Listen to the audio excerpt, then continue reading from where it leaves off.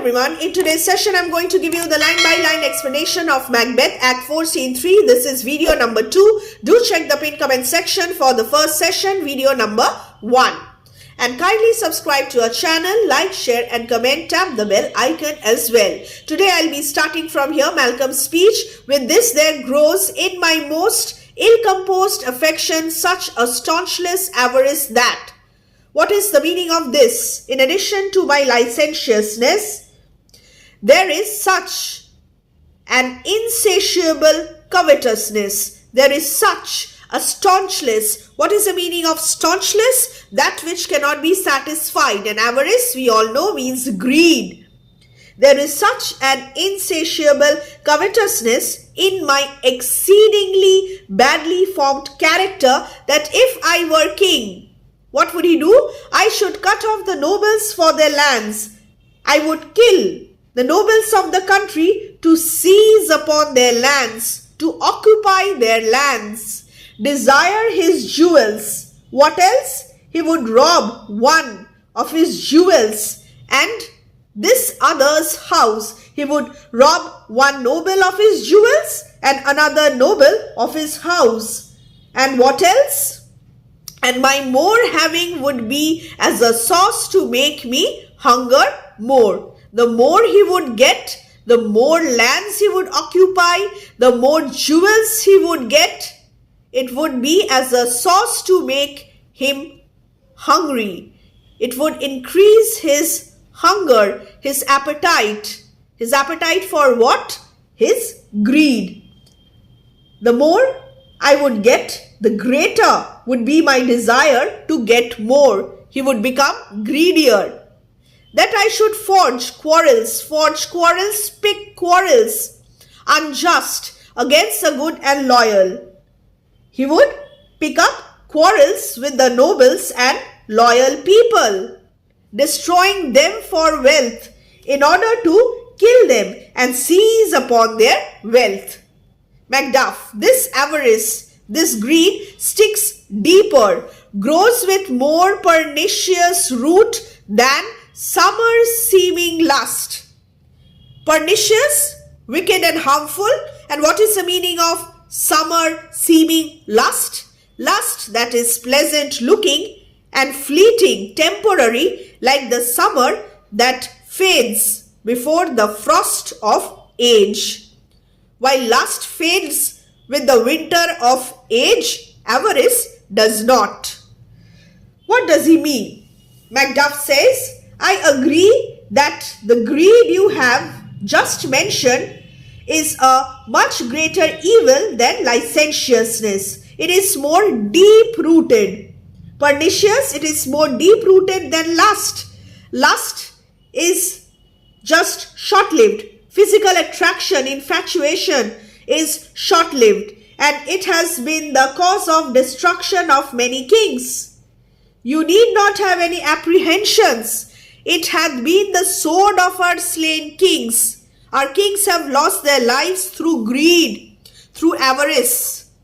Yet do not fear, do not have any apprehensions. Scotland hath foisons, plenty, in abundance, to fill up your will, of your mere own. All these are portable with other graces weighed. Portable, endurable. Scotland has plenty of supplies to satisfy your greed by giving you what is after all your own. If you become the king, you will be the owner of everything. The vices, what are the vices? The bad things in his character. Number 1, licentiousness. Number 2, greed. The vices you have mentioned can be bearable if they are balanced by virtues, with other graces weighed, if they are balanced by virtues. So, do not worry. Malcolm is painting a poor picture of himself in order to test the loyalty of Macduff. Malcolm, but I have none, I have no virtues. The king becoming graces, virtues which become a king. As justice, what are the virtues? Justice, verity. What is the meaning of verity now? I don't have any virtues. There is no trace in me of any quality befitting a king. Like number 1, justice, verity. Number 2, truthfulness. Number 3, stableness, self-restraint, bounty, perseverance, mercy, lowliness, devotion, patience, courage, fortitude. Very, very important. These are the king becoming graces, virtues, qualities to be possessed by a king. And Malcolm lacks all of them. There is no trace in me of any quality. Number 1, truthfulness. Justice. Number 2, self-restraint. Number 3, firmness. Number 5, generosity. Number 6, perseverance. Bounty means generosity. Number 7, compassion, mercy. Lowliness means humility, humble nature. Devotion, dedication, patience, we all know, courage, bravery. And what is the meaning of fortitude? Endurance. I have no relish of them. I do not possess them, but abound in the division of each several crime. I have many vices. On the contrary, I am possessed of all kinds of vices which are manifest in me, acting in many ways. Nay, had I power, I should pour the sweet milk of concord into hell. What is the meaning of concord? Harmony, peace. What would he do? If I have the power, I would banish the sweet milk of peace and harmony from this earth. I would bring disharmony, imbalance, chaos, disorder from this. I would drive away all good things, harmony and peace from this earth, and I would bring the chaos, confusion from hell and bring about universal chaos and disorder. All unity on earth. I would banish all unity on earth. O Scotland, Scotland, if such a one be fit to govern, speak. I am as I have spoken. So if you want a king like me, see, I have spoken everything. I have described everything about myself. I am exactly as I have portrayed myself. Tell me, if a person like me, like the one I have described myself to be, is fit to govern Scotland or not? Tell me. Fit to govern? No, not to live. What is the reaction of Macbeth now? Fit to govern? No, he is not even fit to live. He is unhappy. He is feeling sorry. He is disappointed. O nation miserable. Scotland is so miserable. The pitiable plight of Scotland. Macbeth is a tyrant and Malcolm is also unfit to become the king. With an untitled tyrant bloody sceptered. Untitled tyrant, despotic ruler. And who is the untitled tyrant over here? It's Macbeth.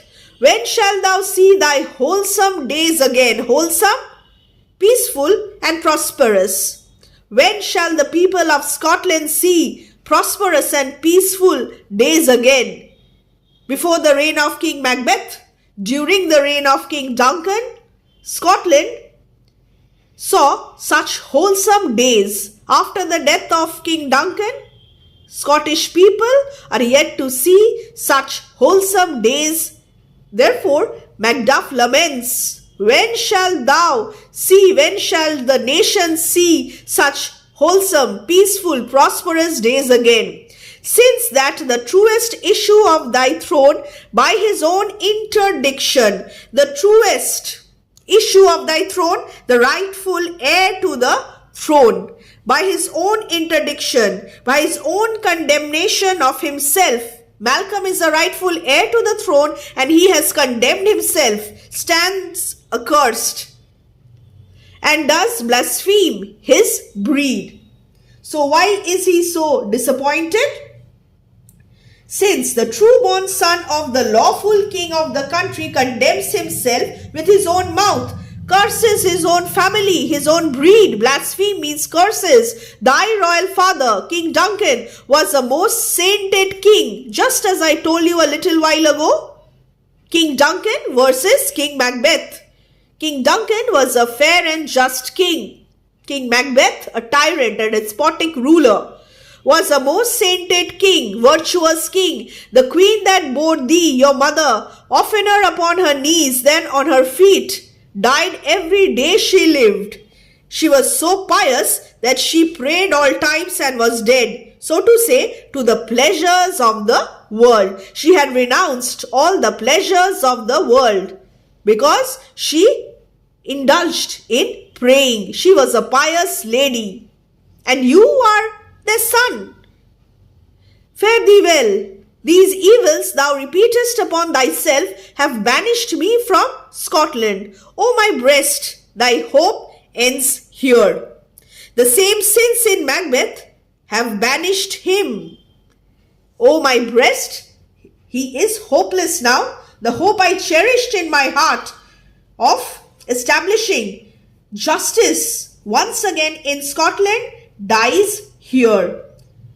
The vices which you have ascribed to yourself have made me a permanent exile from Scotland. I will never be able to return to Scotland because I hoped that you would succeed, Macbeth, after we overthrow him.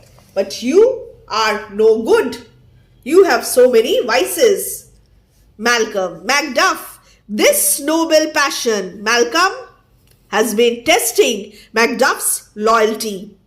This noble passion, child of integrity, born of truth and honesty, hath from my soul wiped the black scruples, the dark doubts, reconciled my thoughts to thy good truth and honor. Very important. Malcolm's test. He was testing Macduff's loyalty. This noble outburst of yours, your hopelessness, is born of your integrity, of your faithfulness, of your sincerity, and this has dispelled my suspicions and convinced me of your truthfulness and integrity. Good truth and honor, devilish Macbeth. So he is truthful and honorable, while Macbeth is devilish, evil. The wicked Macbeth has often tried to win me into his power by sending messengers. By many of these trains hath sought to win me into his power, and modest wisdom plucks me from over credulous haste. What is the meaning? Trains means cunning devices. And modest wisdom plucks me from over credulous haste. Wise precaution prevents me from too great a haste in believing others. I do not believe in others so easily. Initially, I am suspicious of everyone's motives, and therefore I devised this test for you. But God above, deal between thee and me. Let God be the witness, a solemn oath that what he is about to say is true. For even now I put myself to thy direction and unspeak mine own detraction. Here abjure the taints and blames I laid upon myself. Whatever I have said against myself, let God be my witness. He takes a solemn oath. All those things are not true. Let God in heavens now control our relationship together. At this very moment, I place myself. I am yet unknown to woman. So I place myself under your guidance and take back all that I said against myself. I promise. I am yet unknown to woman. I am not licentious. I am not lusty. I am yet unknown to woman. Never was foresown, scarcely have coveted what was mine own. Far from desiring what belonged to another, I have not even cared for what was my own. At no time broke my faith, would not betray the devil to his fellow, and delight no less in truth than life. So, whatever I have said about myself, all those things are not true. So all the faults and accusations I laid upon myself, they are untrue. They are absolutely stranger to my nature. I have not yet known any woman, number one. So unknown to woman, number one. Scarcely have coveted. I have never been greedy also. I have never sworn falsely. I have not coveted things that are my own. And then at no time broke my faith.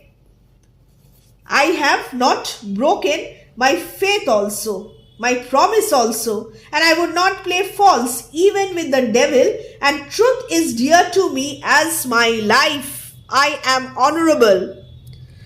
Number 4. Would not betray the devil to his fellow and delight no less in truth. I prefer truth to life. My first false speaking was this upon myself: what am truly is thine, and my poor country's to command. So, I presented a wrong picture of myself. Why? The first lie I have ever told was this about myself: I am ready to be commanded by you and my poor country. I will be at your service. I will serve my country as well. Whither indeed, before thy here approach, old Seward, with 10,000 warlike men, already at a point was setting forth. Now we will together, and the chance of goodness be like our warranted quarrel. Very, very important. May our chance of success be as great as the justice of our cause. And who is old Seward? Son of the Earl of Northumberland. He rendered great service to King Edward of Scotland on several occasions. So what is his plan? What are his arrangements? The old Seward, Earl of Northumberland, was about to set out, assisted by an army of 10,000 brave soldiers. Very important for your MCQ. How many soldiers? 10,000 warlike men, 10,000 brave soldiers, whom we had already assembled just before you came. Now we will go off together. We will unite. We will form an alliance. And may the result of our journey be as successful as our cause is just. And what is their just cause? To overthrow Macbeth, the tyrant. Why are you silent? Such welcome and unwelcome things at once, it is hard to reconcile. So, he is taken aback. I find it very difficult to reconcile such pleasant and unpleasant things at once. Enter a doctor. Malcolm, well, more anon. Comes the king forth, I pray you. Malcolm asks doctor if the king is coming out that day. Yes sir, there are a crew of wretched souls, group of poor people that stay his cure. What is the meaning of that stay his cure? Waiting for him to cure them. Their malady convinces the great essay of art. So their disease is beyond the greatest efforts of medical skill. But heaven has given the king so much holy power that at the mere touch of his hand, they recover at once. At his touch. We all know God is the king is a representative of God on earth. So if the king touches the poor people, they will be cured. Such sanctity had heaven given his hand, they presently amend. I thank you, doctor. Exit doctor. What's the disease he means? It is called the evil. A most miraculous work is this good king, which often, since my here remain in England, I have seen him do. So who is the king over here? It is not Macbeth. It is King Edward. And what's the disease he means? It is called the evil. It is called the king's evil. When the king performs, what the king performs is a great miraculous work. Ever since I came to stay in England, I have often seen him curing people, healing people. How he solicits heaven himself best knows, but strangely visited people, all swollen and ulcerous, pitiful to the eye, deformed people, ugly people, sick people, that mere despair of surgery, the king, King Edward, cures, hanging a golden, how does he cure them?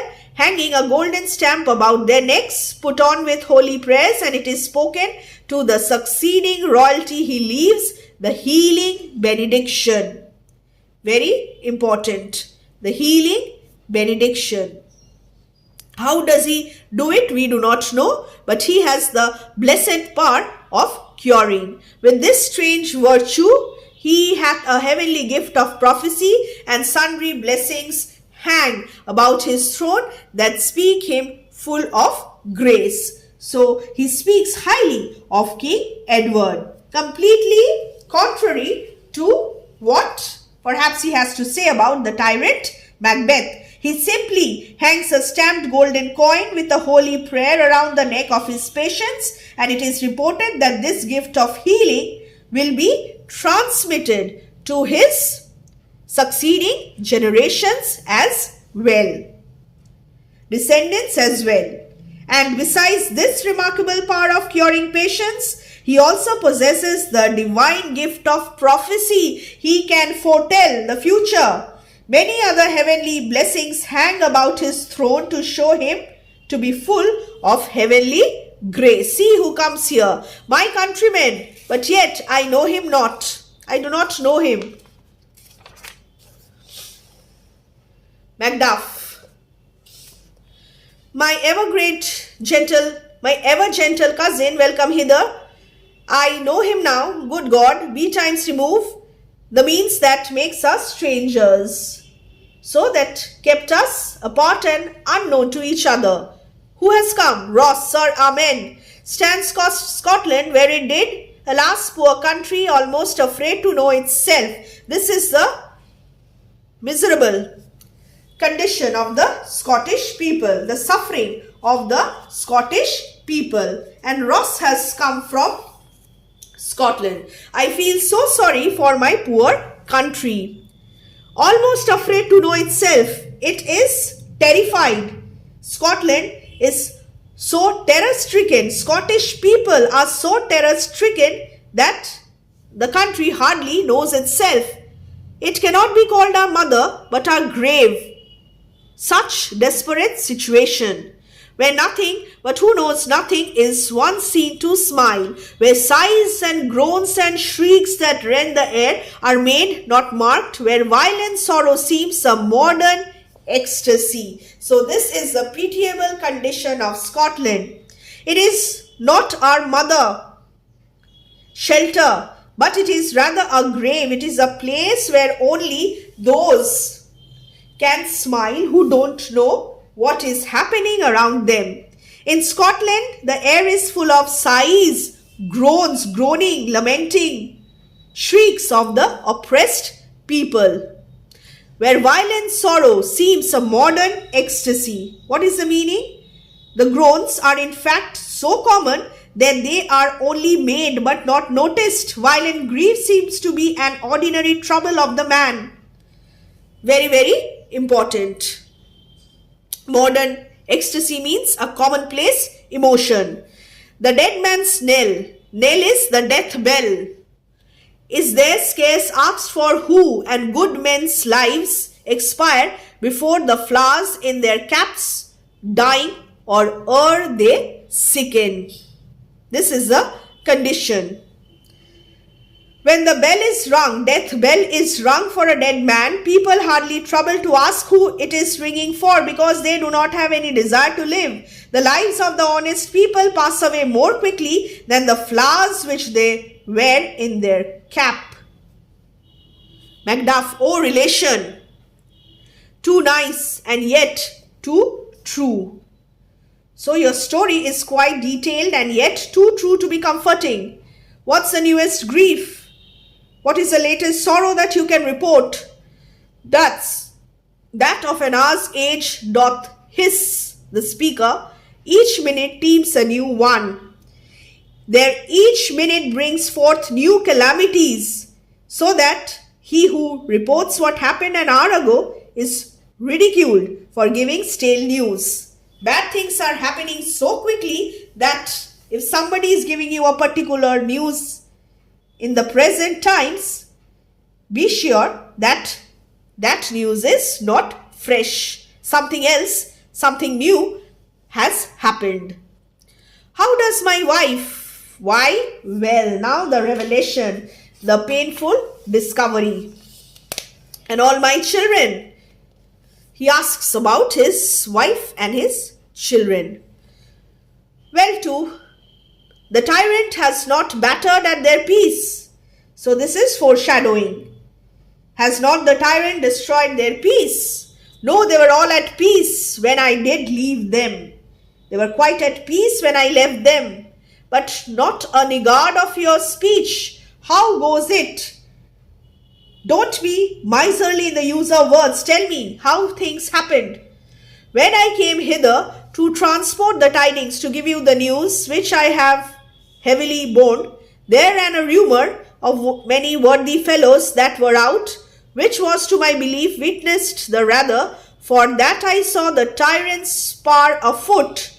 Now is the time of help. Your eye is Scotland. Your eye in Scotland would create soldiers, make our women fight to doff their dire distresses. Your eye, the sight of you. What will happen? To cast off their terrible suffering. So we need you. When I came here to convey to you the news, which I have borne with a sad heart, it was rumored that many brave people had revolted against Macbeth. This rumor was corroborated, supported when I myself saw Macbeth's forces on the march. Now it is the time for help. If you could be present in Scotland, it would transform ordinary people into soldiers and make even our women fight in order to get rid of their miseries. So we need you, Malcolm. We need you, Macduff, indeed. Malcolm, be it their comfort, we are coming thither. Gracious England hath let us good seaward, and 10,000 men, an older and a better soldier none, that Christendom gives us. So, the gracious King of England has lent us 10,000 soldiers with seaward, the Earl of Northumberland as their leader, and there is no older and better soldier than the Earl in the whole of Christendom. So we are coming. Would I could answer this comfort with the like, but I have words that would be howled out. The painful reality, the revelation in the desert air, where hearing should not latch them. So I have come here to describe how your loved ones were killed. It is so painful.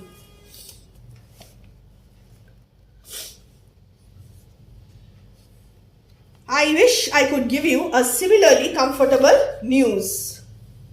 What concern they? The general cause, or is it a fee grief due to some single breast? What do you want to convey to me? Is it a matter of general interest or a cause of grief to only one individual? No mind, that's honest, but in it shares some woe, suffering. Though the main part pertains to you alone, it concerns you. If it be mine, give it. Keep it not from me. Disclose it quickly. Let me have it. Let not your ears despise my tongue, hate my tongue forever, which shall possess them with the heaviest sound that ever yet they heard. Let not your ears hate my tongue, for making them hear the saddest words that they have ever heard. I guess at it. I think I know. Your castle is surprised, your wife and babes savagely slaughtered. Very important. To relate the manner, were on the quarry of these murdered deer, to add the death of you, to describe how they were killed would be killing you too. It would add to the heap of the deer once slain like innocent deer. Merciful heaven! What man, never pull your hat upon your brows, give sorrow words. The grief that does not speak whispers the overfraught heart and bids it break. So, what happened? According to Ross, Macduff's castle had been stormed, his wife, children had been cruelly murdered, and Malcolm says Merciful God, no, my good friend, don't pull your hat upon your brow and conceal your grief. Give full vent to your grief. Express your emotions. The sorrow that is not expressed in words overburdens the heart and makes it break. My children too, unbelievable. My innocent children too. Wife, children, servants, everyone that could be found. Everyone sacrificed, brutally murdered. And I must be from thence. My wife killed too, I have said. Macduff cannot believe it. Be comforted. Let's make us medicines of a great revenge. To cure this deadly grief, let us avenge the wrongs so that we can cure our deadly grief. He has no children. All my pretty ones. Did you say all? Oh, hell kite, all. What, all my children? All my pretty chickens and their dame at one fell swoop. So, everyone killed by the cruel Macbeth. So this is unbelievable. Oh hell kite. Dispute it like a man. I shall do so, but I must also feel it as a man. I cannot but remember such things that were most precious to me. Fight it out like a man. I shall do so. I shall do that at proper time, but before that, I must feel my grief like a man. I cannot but remember that once I had a wife and children that were most precious to me. Did heaven look on and would not take their part? Sinful Macbeth, devilish Macbeth, now sinful Macduff. I have committed the crime, the sin of abandoning them. They were all struck for thee. I am responsible for their deaths. They were killed on behalf of me, for my sake. Not that I am, not for their own demerits, but for mine, fell slaughter on their souls. I am responsible for their deaths. Heaven rest them now. Be this the whetstone of your sword. What is the meaning of this? Let grief convert to anger. Blunt not the heart, enrage it. Come on, be angry. Be determined to take revenge. Let grief not soften you. We must avenge the crimes of Macbeth.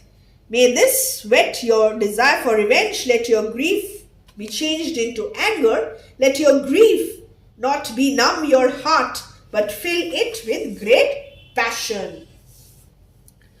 Oh, I could play the woman with mine eyes and braggart with my tongue. I wish I could weep like a woman and at the same time the utter vain boasts of vengeance. But gentle heavens, cut short all intermission. But gentle heavens, cut short the period between the uttering of these words and my revenge. Let me go and confront Macbeth as soon as possible, front to front, face to face. Bring thou this fiend of Scotland and myself. Fiend of Scotland? Macbeth and myself. Face to face confrontation. Within my sword's length set him. If he escape, heaven forgive him too. So let him stand within the length of my sword. Then if he escapes me, let God forgive him also. This tune goes manly. So this time you have really spoken like a man. Come, go we to the king. Our power is ready. Our forces are ready. Our lack is nothing. We do not lack anything. We have made all the arrangements, but our leave. We are just awaiting departure. Macbeth is ripe for shaking. We need to overthrow him. The time has come, and the powers above put on their instruments. Receive what cheer you may. The night is long that never finds the day. The heavenly powers are putting on the instruments of vengeance. It is time that Macbeth were punished. Take whatever comfort you may from the thought that however long the night may be, the day must come at last and bring the tyranny of Macbeth to an end. And they leave.